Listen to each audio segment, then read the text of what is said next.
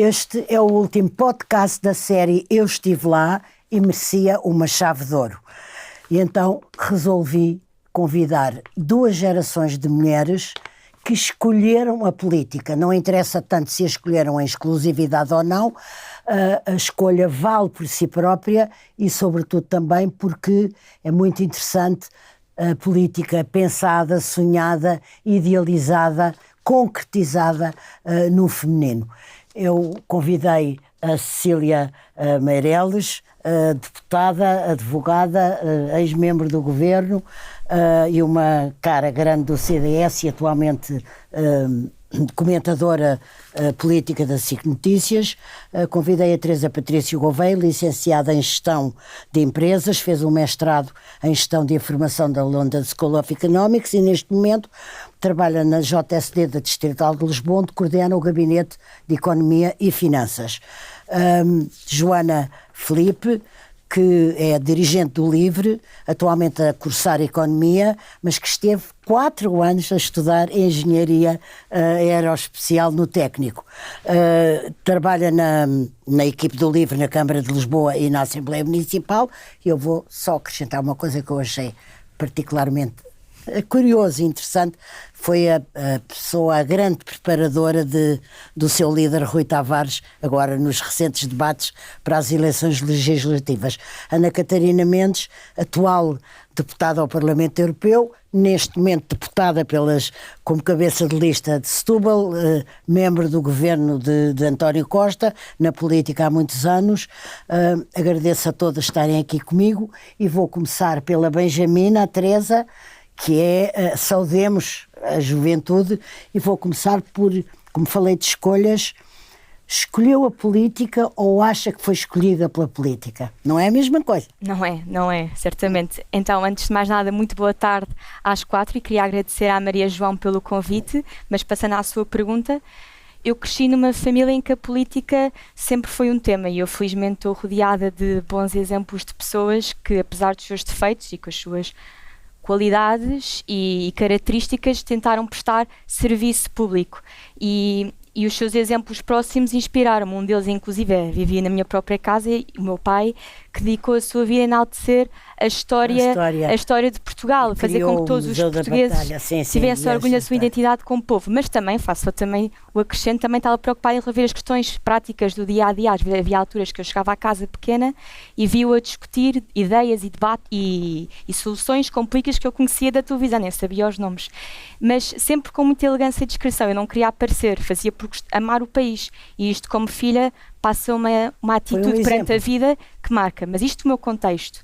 Eu escolhi a política, foi uma decisão livre e consciente minha, por querer fazer da minha vida algo útil, querer que a minha vida fosse um instrumento para melhorar a vida de muitas e muitas pessoas, ir ao seu encontro, analisar os seus problemas, apresentar-lhes soluções. E pensei que na política podia ter o espaço onde podia dar o meu pequeno contributo. Deixa-me só acrescentar uma coisinha. Falou do seu pai, e bem, e merecidamente, mas eu não posso esquecer-me também que é a sobrinha direita de uma ministra dos Negócios Estrangeiros, da Cultura e do Ambiente, que é a Teresa Patrício Gouveia. Também colheu alguma coisa dali? Da minha tia? Sim. Também colhi. Da minha tia, eu acho que mais do que propriamente conteúdo nas temáticas que a minha tia defendia era a minha tia tem uma firmeza de ir atrás do que quer. Também colhi um pouco, não diretamente, mas das histórias do meu tio António, Patrício Gouveia, chefe de gabinete do Dr. Sá Carneiro, que infelizmente que eu não conheci. Se despediu com ele, Sim, que eu não conheci, mas pela história, especialmente que o meu pai me contava, eu detectei também que tinha um grande sentido de missão. Temos aí uma grande galeria. Sim, certamente. Ana Catarina, quem interpelou quem? Você ou a política? Eu acho que eu. Não, mas como é uma escolha, eu acho graça saber como é que chegaram lá. É uma escolha de quem cresceu toda a vida numa família de antifascistas, de exilados políticos que chegavam à mesa dos meus avós ou da minha mãe, e onde nos habituámos a discutir sobretudo o passado e como é que, com as aprendizagens do passado, podíamos fazer o futuro. Eu, na verdade, acho que fui mais escolhida eu pela política do que eu a escolher a política, porque eu tive sempre as minhas missões nas defesas dos direitos humanos, nas defesas daquilo que eu achava que era mais justo para as pessoas, como na escola secundária, com as questões da PGA e as manifestações contra a prova geral de acesso na altura. E depois, quando Jorge Sampaio foi, já contei isto várias vezes, quando Jorge Sampaio foi candidato à Câmara ou à não, em 1981, às legislativas de 91. Sim. O meu irmão mais novo, António Mendes, que me disse: vem como independente fazer a campanha do Dr. Jorge Sampaio. E nessas eleições que perdemos estrondosamente contra o professor Cavaco Silva, eu disse: bom, então agora que se precisarem da minha ajuda, claro, eu vou ajudar. Mas não... As derrotas podem ser mobilizadoras. Eu acho que as derrotas são mobilizadoras porque nós temos mais consciência e convicção daquilo que queremos para o país, para depois, quando chegarmos ao momento de podermos decidir, também já termos essa aprendizagem e essa segurança, entre aspas, se é que é possível. Mas eu acho que a partir de uma determinada altura foi inevitável a escolha, porque entre o direito, o querer fazer uma ONG de direitos humanos, o querer experimentar outros mundos, acabei por sempre assumindo um conjunto de desafios dentro do Partido Socialista que me levou a desempenhar as várias funções que já desempenhei e tenho desempenhado. Joana Filipe, a política porquê? Não tenho este contexto familiar de que a Teresa falava. De facto, quer dizer, alguém escolher como profissão ser político não é eu própria ainda não sei se fiz essa escolha consciente, mas quer dizer, cresci num contexto em que preocupava-nos aquilo que estava a acontecer, discutíamos à mesa, pessoas muito opinativas, 31. E portanto, dar a minha opinião e ter a opinião e estar na mesa dos adultos a participar nessas discussões foi sempre uma coisa que eu fiz e que me dava imenso gozo.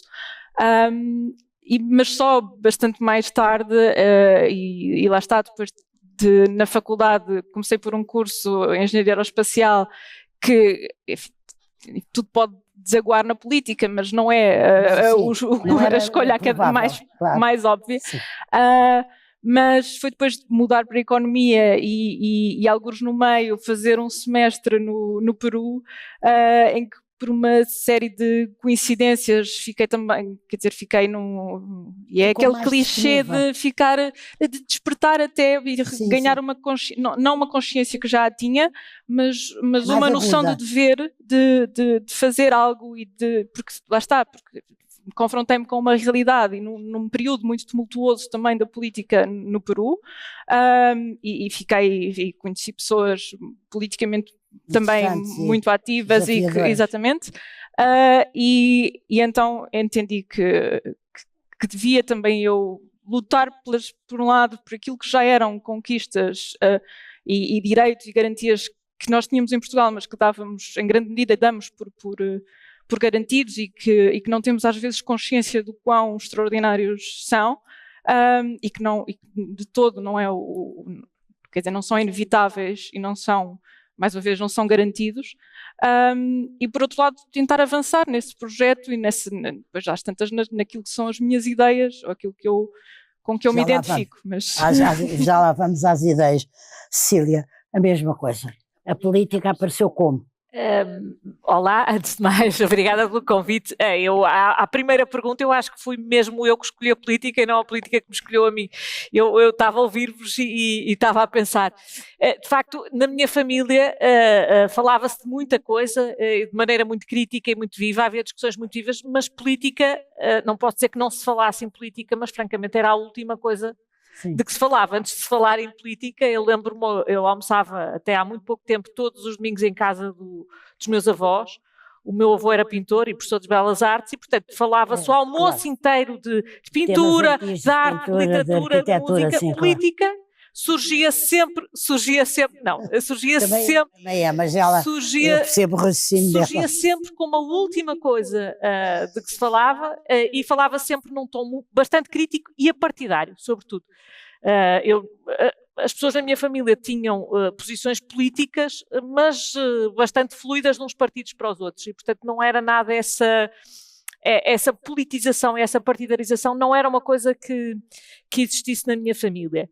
E, portanto, a política surgiu porque eu escolhi, porque eu me comecei a interessar, talvez... Eu passei a adolescência na última parte do cavaquismo e talvez isso explique alguma coisa das minhas opções, porque de facto eu apanhei na adolescência já a fase final do cavaquismo e eu acho que a política para mim foi um ato de inconformismo. Sim. Foi dizer, eu acho que o país pode mais, eu acho que o país pode fazer mais. Isto o Portugal é um país pequeno, já era uma coisa que se ouvia nessa altura sim. É uma meia-verdade, mas também é uma meia-mentira. E uma consciência. Sim, de inconformismo e porque tinha surgido naquela altura, o CDS tinha-se modificado completamente naquela altura, são os anos também do Independente, havia à direita do cavaquismo uma voz crítica, sim, mas irreverente e de um Portugal mais aberto. Ao mundo, e para quem, como eu cresci em Guimarães, o Norte e o Val do Ave são bastante abertos, são zonas exportadoras, e portanto eu achava que o meu país devia ser mais como outros países que eu conhecia, e portanto foi um bocadinho isso, foi uma coisa de ambição e de irreverência e de inconformismo. Vão ficar espantadas com a pergunta, mas nenhuma repensou a escolha da política. Teresa, Cecília...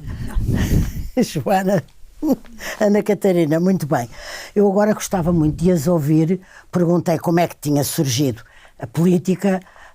Agora, passo seguinte. O que é que querem fazer, uma vez feita essa escolha, o que é que querem fazer com essa escolha?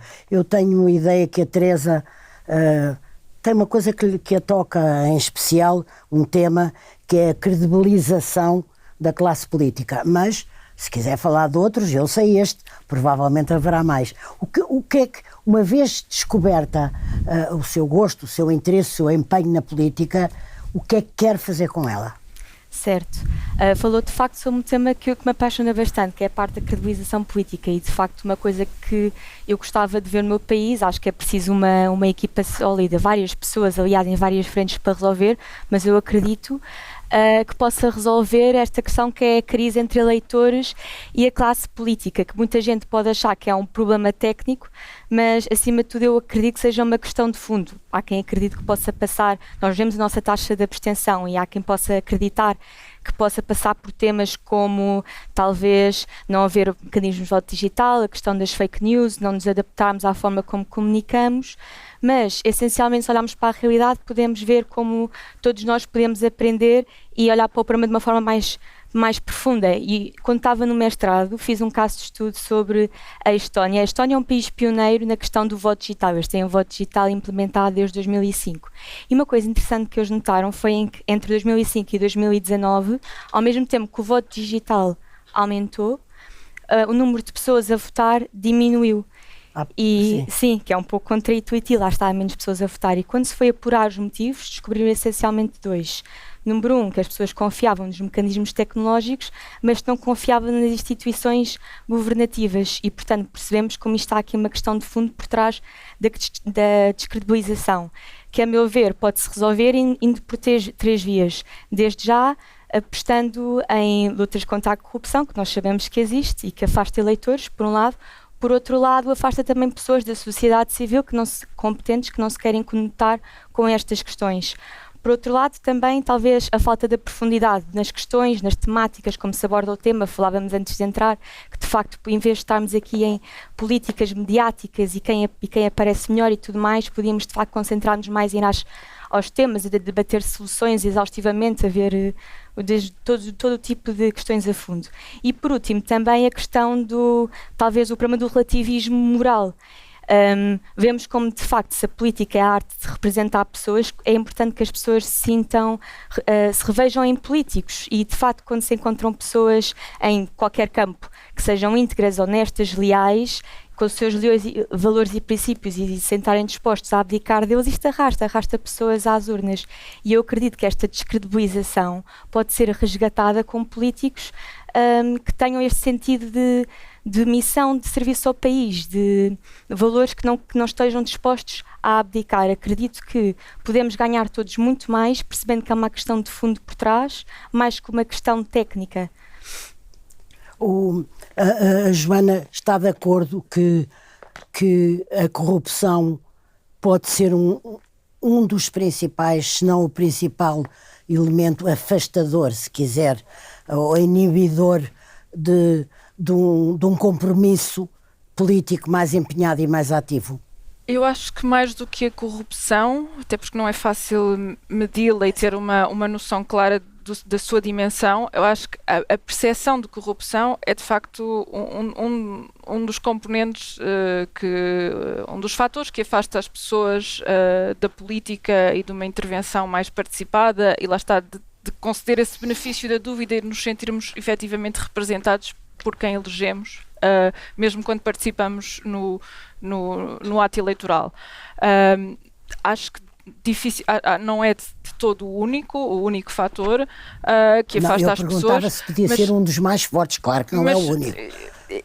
Lá está, acho que pode ser acho que a percepção de corrupção e que vem e que é utilizada e instrumentalizada porque de facto, enfim, traz à flor da pele um sentimento de injustiça e de pouca decência. Também, e que é muito visceral nas pessoas e que é muito fácil de compreender e acho que mais ou menos as pessoas conseguem lembrar-se ou pensar em casos particulares daquela pequena corrupção que vamos assistindo no nosso dia-a-dia e que nem é aquela que tem de facto relevância e dimensão para ter um significado e para ser considerada corrupção propriamente. Mas são esses episódios anedóticos e que depois são usados às tantas também com motivações antidemocráticas, mas para promover um certo tipo de narrativa, de desconfiança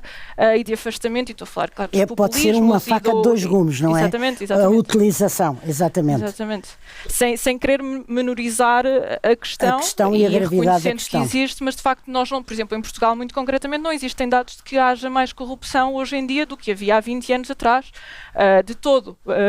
O que há é uma percepção diferente e uma mediatização, e é normal na informação. Era isso que eu ia dizer. Há uma percepção aguda, mas ela é talvez ampliada ou agravada pelo palco que a mídia lhe dá. Põe-a na montra permanentemente. E portanto, isso também não ajuda a equilibrar e a trazer a verdade das coisas como elas são ao de cima. Ana Catarina já esteve como deputada, e está agora neste momento, está-se a candidatar ao Parlamento Europeu, já foi membro do governo, ministra de António Costa, começou muito jovem, contou agora a interessar-se pelo que se podia fazer através da política e com a política. Concretamente, a si, o que é que quer fazer? A Ana Catarina, o que é que quer fazer com essa escolha? Eu posso querer fazer muitas coisas, mas eu julgo que um dos tópicos e dos temas que mais tratei e que vai ao encontro de tudo aquilo que me moveu ao longo dos tempos na vida política e como cidadã, foi mesmo a questão das migrações e da política de migrações, de como é que nós conseguimos encontrar um país que acolha a diversidade, que entenda a diferença, que respeite essa diferença e que consiga manter Portugal nos níveis de padrão que tem mantido ao longo dos últimos 25 anos, de um país que tem boa legislação, e muitas vezes não vale a pena ter só boa legislação. Nem é possível só ter boa legislação. É preciso depois saber arrancar os projetos no terreno. Isto tem a ver com uma coisa, para mim, muito essencial para quem está na política e vê a política como missão, que é o tratamento com dignidade de qualquer cidadão. E por isso, se eu posso dizer o que é que eu quero continuar a fazer, quero muito que a política sirva um bocadinho ao encontro do que dizia a Teresa e a Joana, porque julgo que são dois temas muito importantes nos dias de hoje para quem está na política ativa e a 100%. Que é a credibilização e a Uma é quando nós representamos aqueles que nos elegeram e aqueles que acreditaram em nós, e o primeiro contributo que um político pode dar para a credibilização das instituições e para a credibilização da vida política que no fundo somos todos nós, claro, é mesmo cumprir aquilo a que nos propomos fazer quando estamos em campanha eleitoral. E isso eu acho que é absolutamente decisivo. Em segundo lugar, o respeito pelas instituições. A mim, que entrei na Assembleia da República com o Dr. Almeida Santos como Presidente da Assembleia da República. Muito bem. Que me cruzei com pessoas extraordinárias em todas as bancadas, onde foi possível fazer discussões políticas muito acesas. Lembro a interrupção voluntária da gravidez. Foram discussões muito, muito acesas, mas sempre com enorme respeito entre as várias bancadas, entre as várias posições que cada um de nós tinha. No final, votávamos.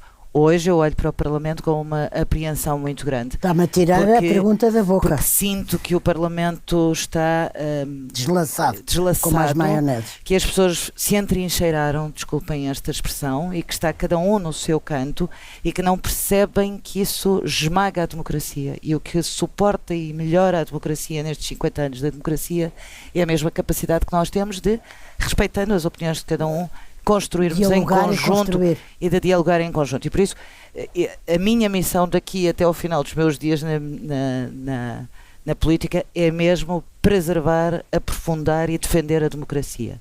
Em segundo lugar, esta questão da corrupção.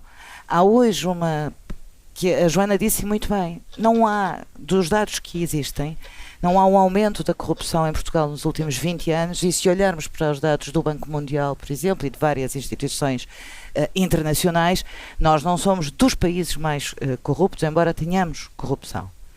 O problema que hoje, e que mina a credibilidade das instituições, nós hoje temos e que julgo que tem que ser combatida, é esta questão de quanto mais informação, mais mau uso dessa informação pode ser dado.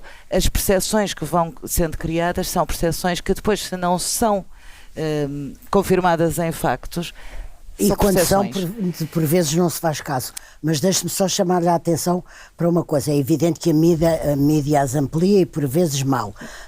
Mas não é só eu hoje li uma notícia segundo a qual de centenas de autarcas, de presidentes de Câmara, uma percentagem, apesar de tudo assinalável, estava com um processo de justiça, estava com questões de justiça. E vou dar dois exemplos. Só outro exemplo. Vai haver eleições na Madeira, candidatos dos dois maiores partidos têm qualquer coisa a ver com a justiça. E isto é impossível que não seja inibidor ou um fator de preocupação, mesmo que o Banco Mundial depois não confirme que houve uma piora. Mas é que temos um problema adicional, desculpa. Já. Temos um problema adicional a isso, e julgo que este é o momento para não só Portugal, mas a Europa no seu todo poderem começar a pensar muito bem como é que estas coisas se fazem. Nós não podemos ter uma justiça que coloca cá fora um conjunto de dados e que depois demora anos e depois ou não faz caso deles. Ou não faz caso deles, ou não se resolvem, ou não se arquivam. Agora é mais um processo, agora é mais uma prescrição. E isto mina também a confiança que os cidadãos têm naqueles que foram os seus eleitores, porque se prevaricou tem que ser condenado. Se não prevaricou, não devia ter sido julgado na praça pública. Arrastar-se no tempo indefinidamente. Esse é outra das dimensões das nossas democracias que tem que ser repensada. Cília, é um dois em um. Isto e era sobre isto, porque eu estava a ouvir e estava aqui a dizer com vontade de intervir por isto.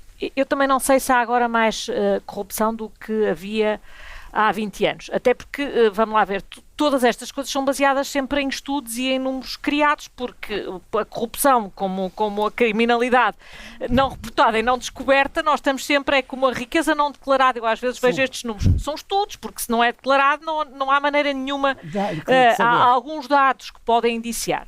A questão não é essa, é que de facto a percepção é muito maior. E estava-se a dizer porque há mais notícias, não é apenas porque há mais notícias, é porque eu acho que um clima eu diria quase de impunidade pressentida, nós pressentíamos há 20 anos que haveria muito mais do que aquilo que nós tínhamos conhecimento e as coisas passavam sempre por baixo do pano, nós entramos aqui quase num clima de suspeição generalizada, Sim, o problema, do meu terrível. ponto de vista, não tem a ver, e é isso que eu acho que mina a credibilidade da política e das instituições em particular. Porque é isto, eu não vejo problema nenhum em que metade dos autarcas estejam sob investigação ou até sejam arguidos. Eu vejo, ou 2/3. Eu vejo é um problema se essas investigações durarem 5, 6 e 7 anos, não chegarem a fim nenhum, e isto fica tudo numa espécie de desculpe uma expressão, mas de pastelice e empastelamento, em que toda a gente fica ali com o nome misturado numas coisas que nunca chegam ao fim. De ninguém, que não era uma coisa nem outra. Não há problema nenhum em investigar, mas as investigações têm um princípio, têm um meio, têm um fim. E o que é normal é que a maior parte delas passem a julgamento e que desse julgamento se passa condenações, porque se nós passamos a vida em investigações, mas quando se investiga, regra geral, ou supõe-se que há indícios fortes. Certo. Se nós passamos a vida em investigações que nunca terminam em condenações, pois isso mina, e quem imagina que mina apenas a credibilidade da política ou dos políticos, eu acho que mina de todas as instituições, em particular da justiça, porque nada depois tem consequências. E quando se falava em afastar as pessoas afastam-se no sentido em que gera-se um clima de incerteza em que ninguém depois percebe o que é que qual é o motivo ou o fim, porque o normal é que as pessoas que não considerem a política sinónimo de perder o seu bom nome, não é? Porque senão isso põe em causa. E, portanto, eu acho que na lista de coisas para fazer, eu acho que a questão da justiça é uma questão muitíssimo relevante. Aquilo que e salientava mais uma colaborar diretamente, nesta questão da justiça, porque eu acho que falou das migrações. A inconsequência é a pior coisa que se pode ter na justiça, este clima de suspeição generalizada em que nós vivemos, e eu salientava também o seguinte, fala-se muito em corrupção e em justiça criminal. A esmagadora maioria dos arguidos não são políticos, nem são pessoas públicas, mas o tempo da justiça é igualmente lento para todos eles. Claro. Portanto, é impossível chegar-se ao fim. Imagine-se todas as vítimas de todos os crimes, o desespero com que não olharão para isto, quando sistematicamente os processos são inconsequentes. Da mesma maneira, na justiça civil, que é o grosso da justiça, embora, é verdade, todos os indicadores apontam para que as várias reformas que foram feitas para que estejam a dar resultados, a verdade é que o tempo da vida das pessoas, para já não falar das empresas, que ainda é mais acelerado, e o da justiça, é radicalmente diverso. E isto é das coisas a apontar quando quer no seu exercício de cidadania, quer na sua atividade económica e na sua profissão, a generalidade dos cidadãos dirão que o tempo, que não percebem o tempo da justiça, eu acho que é difícil não perceber que é a justiça que está com um problema. Claro. Porque eu percebo que o tempo da justiça não pode ser, de facto, de fazer julgamentos em 2 dias, nem o que... Sim, mas não pode ser como também está. Não podem ser 20 anos, nem podem ser 10. Estávamos a vir para aqui, eu estava a ouvir risco de prescrição de crimes cometidos no BES. Nós estamos a falar de crimes cometidos antes de 2014. Exato. E que em 2014 aquilo que é feito é uma intervenção pública através de um supervisor, portanto a prova, e o grosso da prova está ali, não tínhamos ilusões, não aconteceu nada entretanto, e aquilo é uma análise que é mais técnica do que outra, não é preciso andar a fazer coisas. Exatamente, percebe bem o que é que como é que é possível 10 anos depois e não há julgamento? Não pode ser, não pode mesmo ser, é preciso entender-se que não se pode, as investigações não podem levar anos e anos e anos, isto não tem lógica. É o tema que mais, na sua atividade, na sua intervenção política... É um dos temas, porque eu noto que mesmo os agentes da justiça estão desgastados com isto, estão muito habituados a um não funcionamento disfuncional, estão completamente de costas voltadas também para as instituições políticas e faz muita confusão porque, na realidade, aquilo que se vê é toda a gente a resmungar, quer governantes, quer deputados, legisladores, políticos, autarcas, juízes, oficiais de justiça, advogados, toda a gente resmunga, mas cada um resmunga para o seu lado, e eu acho que era mesmo preciso 2 ou 3 vozes sensatas que sentassem toda a gente à mesma mesa e que... Porque tem que ser possível fazer alguma coisa, até porque vamos ser francos. Sair das suas trincheiras. As trincheiras não são só de partidos políticos, também, em muitos casos, também são de corporações. Muitas vezes os políticos agem como corporações, mas também fora da política há muito quem haja como corporações, e isto não pode mesmo continuar, porque isto está a pôr em causa, isto já não é um problema da justiça, isto já é um problema do regime. Isto está, eu acho que é um problema de regime seríssimo. Dos pilares do regime. E que não está a melhorar, está a piorar. Portanto, eu poria isto quase como prioridade, como prioridade antes desta, que era a que eu diria, isto veio um bocadinho a reboque, mas também tem a ver com a minha vida atual e que tem sido... Uma das coisas que me fez entrar na política, eu usei a expressão Portugal é um país pequeno, porque eu estou sempre a ouvir Portugal é um país pequeno. E nós devemos parar com isso. Porque há a dimensão da Europa, Portugal não é um país pequeno. Há muitos países muito mais pequenos que nós, quer em território, quer em população, e que têm economias muito mais desenvolvidas do que a nossa e um PIB per capita muito superior ao nosso. Porque é que eu acho que eu não acho que a riqueza de um país seja uma finalidade em si mesma. Acho que é um meio para toda a gente e para as pessoas viverem melhor. E acho que é o problema crónico de Portugal. Nós achamos sempre que o nosso destino é ser dos países com um PIB per capita mais pequeno da Europa. Não somos. Há países ainda atrás de nós, apesar de tudo. E o nosso destino não tem que ser este. Eu acho que nós podemos aspirar a muito mais. Mas isso é um ótimo módulo político. E isso é um inconformismo. Porque isto, eu acho que este é o problema crónico português. E acho que, quando olho, eu estava a dizer, eu estava inconformada há 20 anos, ou 20 e tal anos, quando vim fazer com o cavaquismo. Sim, e olho para os últimos 20 anos e relativamente as coisas pioraram, não melhoraram. Relativamente a estas comparações, há quem diga assim, é evidente que há avanços da vida. Agora dava para outro programa. E não estou sequer, queria deixar, também não estou a partidarizar. Não, mas eu percebo. Mas eu é verdade, percebo, mas olhando para a Europa, a nossa posição relativa degradou-se, não melhorou. É a realidade do que usamos para medir essa posição relativa. Eu estou a ser totalmente claro, estou a falar em PIB per capita, estou a falar em crescimento económico. Não é um fim a si mesmo, mas é um ponto de partida para uma série de coisas. De coisas que melhorariam, claro. Para a criação de oportunidades. E terminava dizendo isto. Estas duas questões relacionam-se porque a oportunidade não é só, também é, e nós falhamos aí, na questão do crescimento económico, mas também é uma outra questão, que é uma questão de, podemos lhe chamar igualdade de oportunidades, podemos lhe chamar mérito, podemos lhe chamar sociedade não clientelar, a criação de oportunidades para quem é jovem. E eu acho eu acho que este tema relaciona ambos, porque curiosamente eu acho que há um problema de salários e de perspectiva salarial que tem a ver com crescimento económico, mas acho também um problema das pessoas acharem que em Portugal conta muito quem se conhece e quem não se conhece. E isso é uma questão... Não, é uma verdade. É uma verdade e é uma profunda injustiça, e isso relaciona um bocadinho os dois temas, embora eu não queira naturalmente. Corrupção e crime económico são uma coisa, outro completamente... Não queria transformar, exatamente. Mas acho que sim, que há um problema, a sociedade portuguesa ainda é fechada e explicou bem a criação de oportunidades. Eu agora gostava de ouvir estas duas jovens sobre como é que acham, como é que consideram que a sua geração olha para aquilo que foi estes 50 anos. Não é possível, eu não quero, por amor de Deus, de maneira nenhuma, o seu relato ou da sua geração sobre estes 50 anos, mas o que é que os aflige mais no que foi deixado o essencial, que foi a liberdade e a democracia, um Estado de Direito, liberdade de informação, pluripartidos, isso não tem preço. Mas depois há outras coisas. A sua geração olha com mais preocupação para quê? Isso é uma ótima pergunta.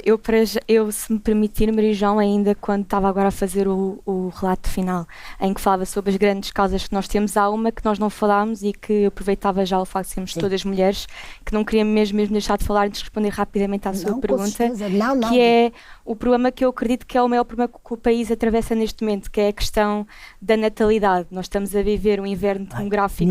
Quase ninguém fala no assunto. Faz-me tanta impressão agora, também. Por nossa sorte, a primeira linha do primeiro capítulo, primeiro parágrafo do programa do governo fala do assunto, mas ninguém fala do assunto. A demografia é uma coisa muito impressionante.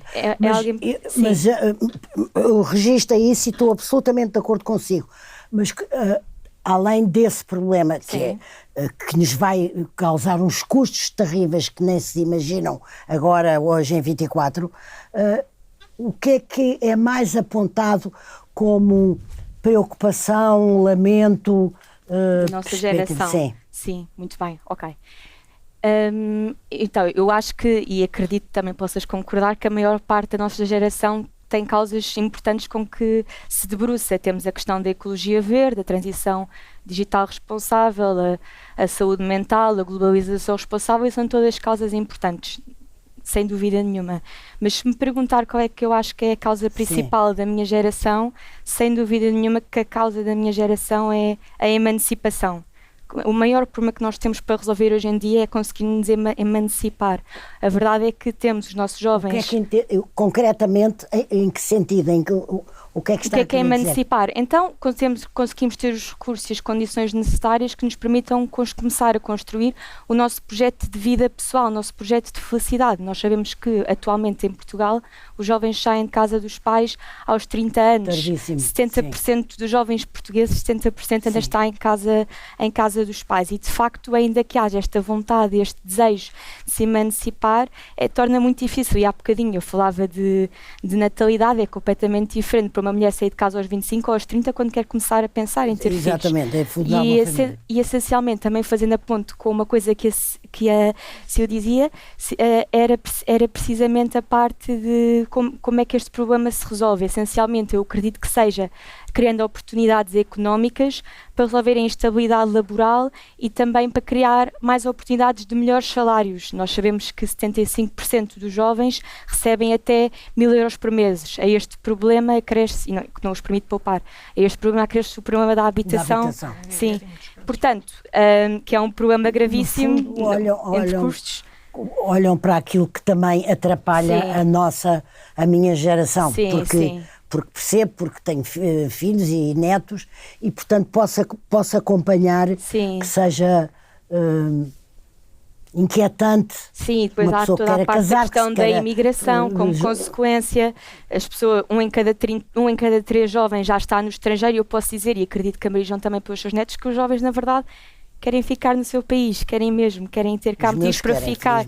Portanto, só precisamos de condições e de motivos. Eu conheço alguns que... Mas tem muitas explicações. Mas a pena é que eles gostavam de ficar e não podem. Os meus querem, graças a Deus. Há muitas explicações para muitos dos jovens. A minha geração e a da Cecília cresceu no início do Erasmus. Hoje há uma mobilidade laboral muito maior. Há jovens. Eu não estou a excluir que nós temos que continuar a valorizar os salários dos mais jovens, mas a verdade é que hoje há uma mobilidade laboral e uma mobilidade pelo espaço do mundo que interpela os mais jovens para o fazerem no início das suas carreiras. Joana, ouviu já a Teresa a falar da sua geração, a Ana Catarina a contrapor ou a dar uma chega. O que é a maior preocupação ou o que é que faz parte de um leque de preocupações ou de anseios ou desejos que vocês tenham para uma democracia mais saudável, com mais capacidade de resposta, que olhe de outra maneira para vocês? Eu tenho aqui...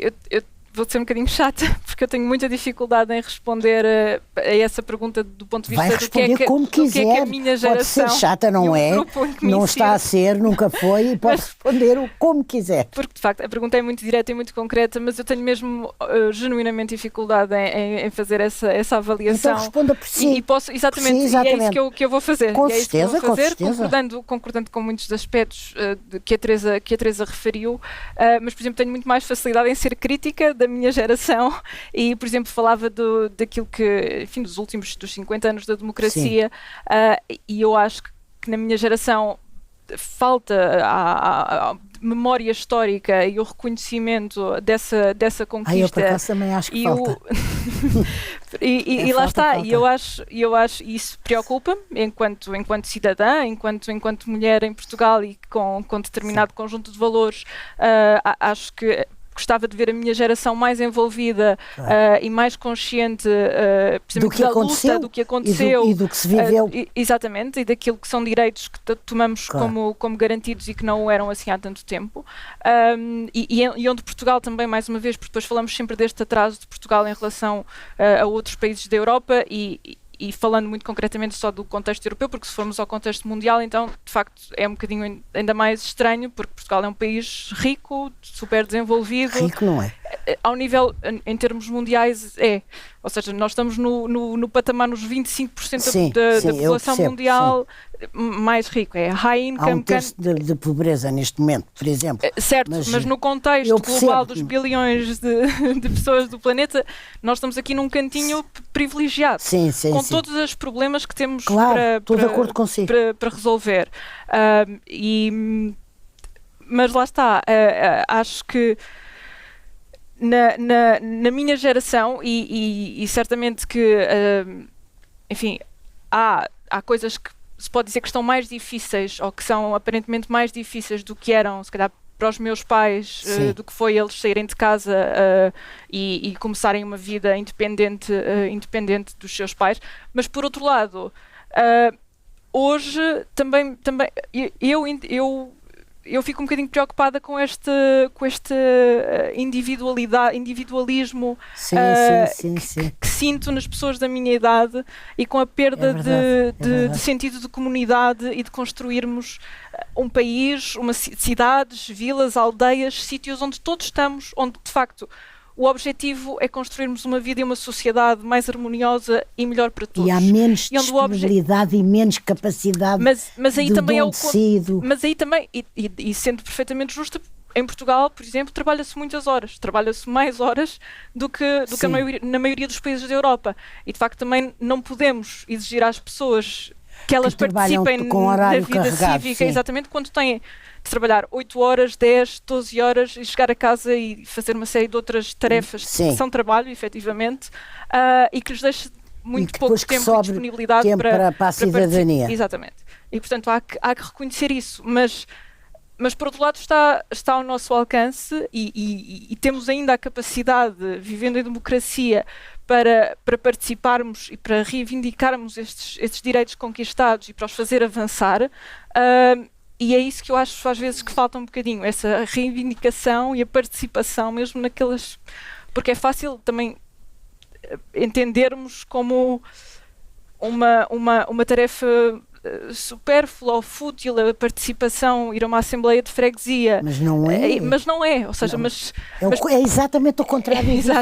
Exatamente, e acho que começa mesmo por aí, por essa participação nas pequenas coisas, pelo envolvimento das pessoas, mas claro que para isso temos também de lhes dar o tempo e de criar as condições. E criar um mínimo de condições, exatamente. E depois podemos falar, por exemplo, por oposição à ideia de crescimento, podemos falar muito mais de crescimento económico, podemos falar muito mais de outras coisas, como seja o acesso à saúde, à educação, termos uma economia de missão, que está tudo relacionado, e pensarmos muito mais em como é que nos queremos organizar, como é que queremos que a nossa vida seja, porque de facto somos nós que decidimos, fomos nós que criámos o sistema em que vivemos, a sociedade ocidental como nós todos conhecemos, escola, trabalho, lazer, estas proporções e que têm vindo a variar ao longo dos tempos, mas não são naturais, são naturais na medida em que são mas todos precisavam humanos, mas não revisão. São inevitáveis e não são... ou seja, e completamente precisavam de uma revisão e de um repensar mesmo, porque às tantas estamos a viver para trabalhar, estamos a viver para consumir, estamos a de energia, viver para crescer economicamente, uma métrica que é no fundo um balanço que está a correr-nos nas folhas de Excel dos bancos por aí fora, nos bancos centrais, e que tem muito pouco significado material. Das pessoas, não é? Tem esse significado, não é?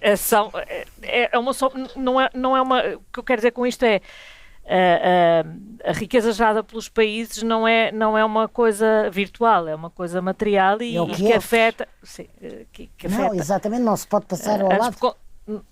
E que permite depois toda uma série de coisas. Da valorização dos salários, dos serviços públicos, e permite, das oportunidades. Sobretudo, permite uma série de escolhas, não é?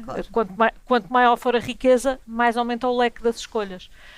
Como menor for, depois mais isso pode, em algum momento, cortar as escolhas que podem ser feitas. E mais os beneficiados também. Agora, tal como eu estava a dizer, não é um fim em si mesmo. E lá está, e mais escolhas não é necessariamente também ou seja, isso... Para mim eu por acaso isso queria deixar claro, para mim ter mais escolhas à minha disposição sim, para mim é um... Não quer dizer que escolher mais coisas seja um objetivo de vida, mas sim, acho que ter um leque maior de escolhas aumenta a liberdade. Um leque mais pequenino de escolhas diminui a liberdade. A liberdade no sentido de não interferência. A liberdade no sentido de não dominação, nessa definição, às tantas menos escolhas, mas que prevalecendo a democracia e a capacidade das pessoas de gerirem e de escolherem o seu modo de governação, uma liberdade de não dominação, às tantas, é melhor ou pode ser maior do que uma liberdade de não interferência. Eu se tenho menos coisas à minha escolha, acho que tenho menos liberdade. É tão cru quanto isto. Se pusermos ir por exemplos práticos, eu posso discutir isto, mas assim, à partida... Não, lá está, ter mais escolha. Eu muito concretamente, se formos se pensarmos numa economia de mercado simples, ter mais escolhas, ter um salário e ter mais escolhas para ir ao hospital A, B, C ou D, não significa que todos privados e, portanto, digamos que em concorrência normal do mercado, que não é perfeita, mas nem estou a falar de uma situação de monopólio nem nada, mas uma oferta variada, mas onde essa minha escolha está dependente do salário que eu consigo, que é determinado por uma entidade patronal e que, em relação à qual eu tenho a capacidade negocial que pode ser mais ou menos limitada, mas essa variedade de escolhas, se eu não puder optar por nenhuma delas porque não tenho capacidade económica, isso não é mais, eu não estou mais livre aí do que só tiver uma escolha, uma opção pública que me garanta esse serviço, esse bem. No caso, não está livre em nenhuma das opções, não é? Porque numa não tem opção e na outra só tem uma opção. Não há em nenhum desses momentos há uma escolha. E eu acredito, lá está, o meu objetivo... Mas num desses momentos há a liberdade do acesso à saúde, do acesso aos cuidados. Num momento não há acesso e no outro há acesso só a uma opção, portanto, em nenhum dos momentos há liberdade. O que eu estou a dizer é que eu acredito numa sociedade em que as pessoas tenham essa liberdade. E tenham essa capacidade individual. A mim também me parece que nenhuma das duas está estritamente em conflito, não são mutuamente exclusivos. Eu concordo com a Joana que a economia tem de estar ao serviço da pessoa, na medida em que todas as políticas têm de estar centradas na pessoa humana, mas também é verdade em que as economias que crescem mais e há mais crescimento, há mais riqueza para ser distribuída. Portanto, acho mais interessante quando há mais para distribuir por mais pessoas, todos acabam por ganhar mais também. A Terezinha arbitrou.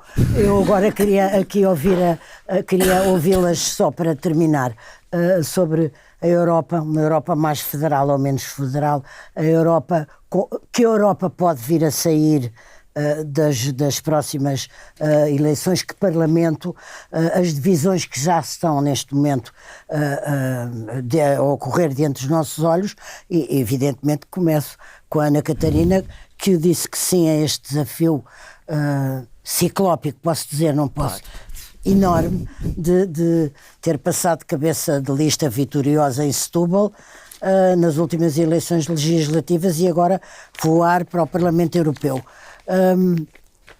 Para que Europa?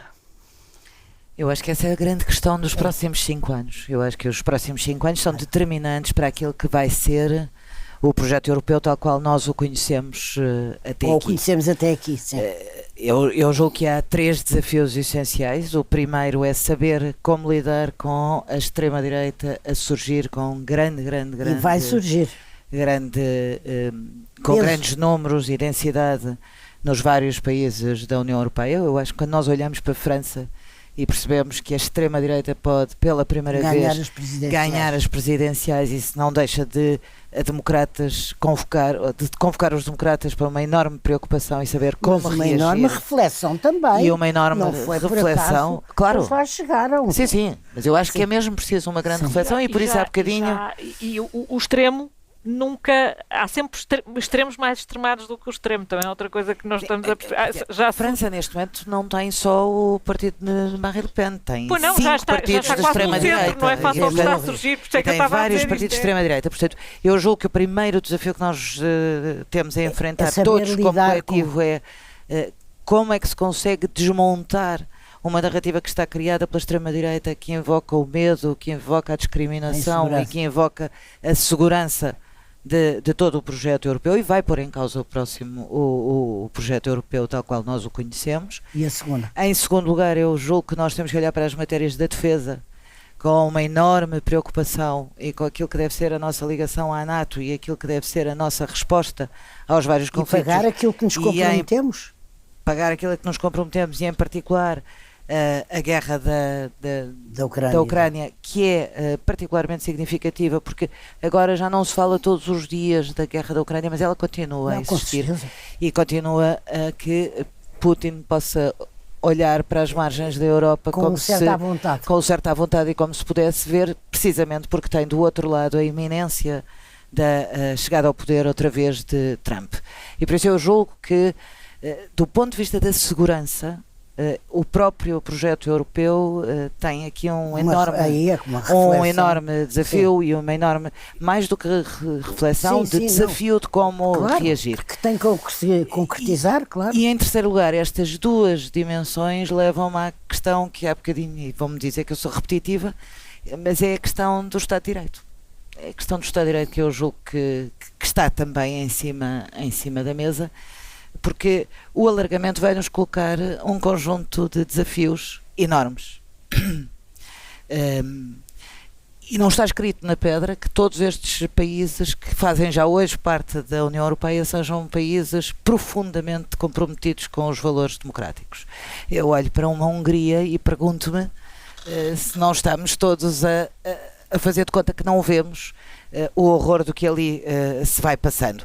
E, portanto, acho que a Europa tem que ser mais incisiva naquilo que é a condenação dos Estados, que são Estados que sistematicamente cortam as liberdades individuais e as liberdades. As três grandes, os três pontos cardeais. Eu julgo que são três pontos cardeais muito importantes. O alargamento coloca-nos vários desafios, coloca-nos os desafios do Estado de Direito, mas coloca-nos os desafios dos fundos de coesão e dos países da coesão, de como é que Portugal, no contexto do alargamento, vai conseguir beneficiar destes fundos comunitários de que tem beneficiado até aqui. A questão da defesa coloca-nos a evidente responsabilidade de saber se queremos continuar, e eu julgo que devemos, a responder de forma coletiva e solidária entre os Estados-membros da União Europeia ou não. E a questão das migrações e do combate à extrema-direita tem muito a ver com a forma como nós lidamos com o medo e com a questão do dossiê das migrações, porque o Pacto Global para as Migrações foi um mal necessário nesta altura, muito mas bem. Que é outro dos desafios, que aliás responde a muitas das questões da demografia em toda a Europa e não apenas em Portugal. Cecília, antes de eu ouvir estas meninas, estas jovens que vieram aqui, duas lindas, nem eu estou a dizer meninas, num sentido muito elogiativo, muito tão frescas e tão bem estruturadas, a conversar tão bem connosco. Antes de eu passar a Europa para elas, como é que acha que a Europa empregaria a palavra decadente? Não. Decadência, pré-decadência, sim. Decadente não, mas em crise empregaria. E num caso por uma questão que só diz respeito à Europa, noutra por uma que é mundial. Na que só diz respeito, infelizmente, à Europa, a Ucrânia. Eu acho que cada vez mais, dependendo também do que aconteceu nos Estados Unidos, mas nós corremos o risco de que a Ucrânia se torne um problema apenas nosso, e eu acho que em Portugal se acha muito que isto que é um problema que nos passa um bocadinho ao lado. Não é. Se as coisas na Ucrânia não correrem bem, e se os Estados Unidos abandonarem o assunto, é toda a Europa que fica em causa. Jogo, claro, e eu acho que é importante ter esta percepção para depois não nos bater à porta e não seja breve, sim. E depois exato, e depois o outro assunto que eu poria, eu acho que é esta coisa do a simplificação e o entrincheiramento que se está a verificar no mundo inteiro, mas na Europa também, e que leva a que as discussões se estejam a transformar em coisas completamente irracionais. completamente irracionais, e eu achei que houve um movimento durante muito tempo em que o que aqui há 10 anos chamava do politicamente correto, agora a expressão está a assumir outras coisas. E eu achei que isso ia responder a um movimento de liberdade, de alguém que dissesse isto não faz sentido, nós queremos ler o que temos vontade, não queremos aqui uma autoridade a dizer agora não se pode dizer isto, agora não se pode dizer aquilo. Surgiu um movimento que é de sinal contrário a dizer não, então se não se pode dizer isto, também não se pode dizer outra coisa e não se pode... E o que eu às vezes vejo nos Estados Unidos é não discutir os dois lados que livros é que vão proibir. Eu acredito numa sociedade em que as pessoas possam ler aquilo que tenham vontade de ler. E na Europa também. E eu acho que nós não podemos deixar que a fanatismos de um sinal se responda com fanatismos do sinal contrário. A liberdade e a razão têm que triunfar. Eu acho que essa é a grande... Exatamente. Liberdade com razão, razão com liberdade. Sim, senhora. Teresa, que Europa? Olha os seus 26 anos ou 27 anos, olha para a Europa como? Então, com os meus 25, como é que eu olho? 25. Como é que eu olho para a Europa? Para já, havia só uma nota rápida, que é óbvio que eu acho que vale a pena, super rápida a fazer, que acho que é útil para toda a gente, especialmente para as pessoas da minha geração, que é, quando nós votamos para as eleições europeias, nós estamos a votar no nosso partido nacional, nem no PS, nem no PSD, nem no CDS, nem no LIVRE, estamos a votar por uma família europeia, e eu convido mesmo as pessoas a lerem quais são as famílias europeias respectivas aos partidos em que estão a votar, porque às vezes há medidas muito parecidas, às vezes há medidas um bocado diferentes, e convém estudar em que é que se está a votar, porque não é a mesma coisa. Nada a mesma coisa. Nada a mesma coisa. Portanto, nota feita, next, como é que eu vejo a Europa? Então vou ser super breve. Em primeiro lugar, e porque a Ana Catarina já falou, seguro, a questão da segurança, a questão da paz, muito importante. Outra questão também, perceber como é que podemos preservar a nossa identidade e o nosso património cultural europeu, ao mesmo tempo que sabemos aceitar dignamente e com uma estratégia quem vem de fora. A questão da natalidade é uma causa minha, somos o velho continente.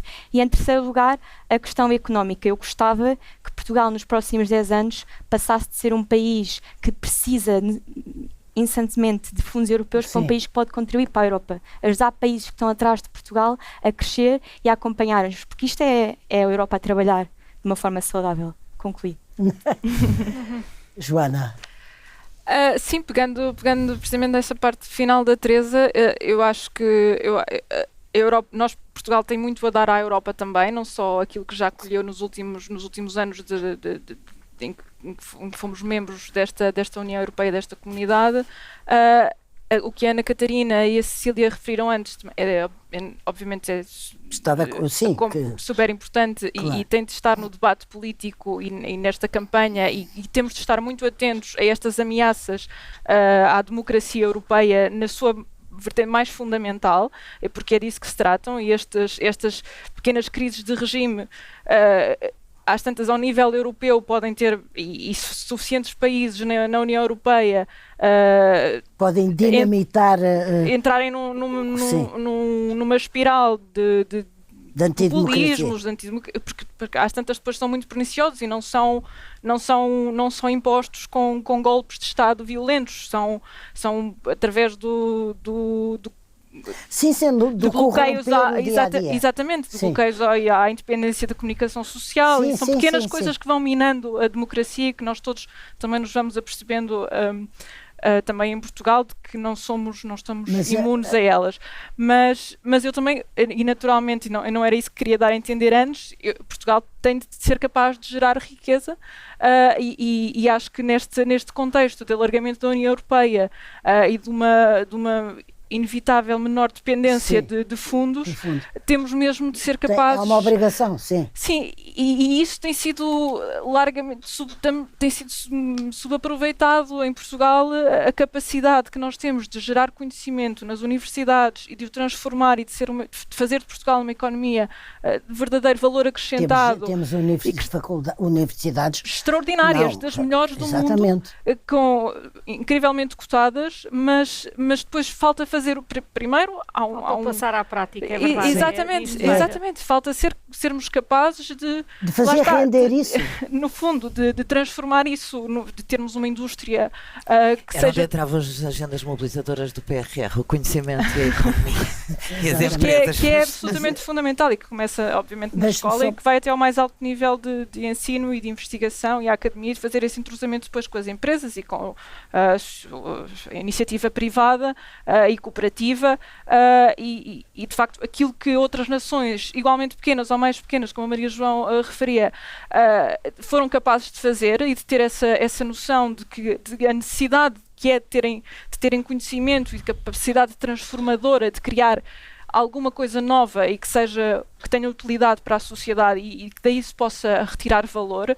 Portugal não tem sabido dar a devida importância e colocar no centro da política essa necessidade, essa obrigação. É uma causa sua como dirigente do LIVRE. E deixe-me só, para eu ficar certa, qual é a posição do LIVRE, uma vez que parece haver aqui um consenso, mas eu não sei mesmo, da posição do LIVRE em relação à importância que pode assumir para nós europeus e europeias a guerra da Ucrânia.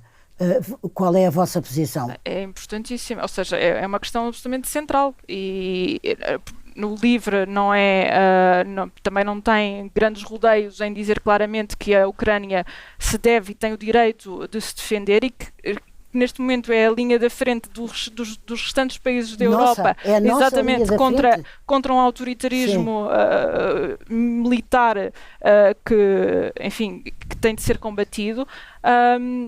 E da nossa perspectiva, do ponto de vista do apoio à Ucrânia, se há alguma coisa que se pode dizer é que tem sido tardio, as demonstrações de apoio em geral acabam por chegar mais tarde e em menor, com menos robustez do que aquilo que deviam. E obviamente, quer dizer, não somos apologistas. Portanto, estamos aqui as 5 convictas da importância Mas resta saber quando os países tiverem que fazer escolhas. Não, eu sei. Por isso é que eu já acho a Europa dividida, eu e toda a gente dividida. Uma coisa são as intenções, depois outra coisa é quando de facto tem que se gerir um orçamento e obviamente mas, se tem que pôr mais num sítio. 3 gerações aqui que não têm uma dúvida da importância não há um acontecimento, desta guerra que surgiu nas nossas vidas, no nosso continente há 2 anos. Eu agradeço imenso, não sabem quanto, à Cecília Meireles, à Teresa Patrícia Gouveia, à Joana Filipe e à Ana Catarina Mendes. Foi um gosto acabar o Eu Estive Lá com vocês. Muito obrigada. Obrigada a nós.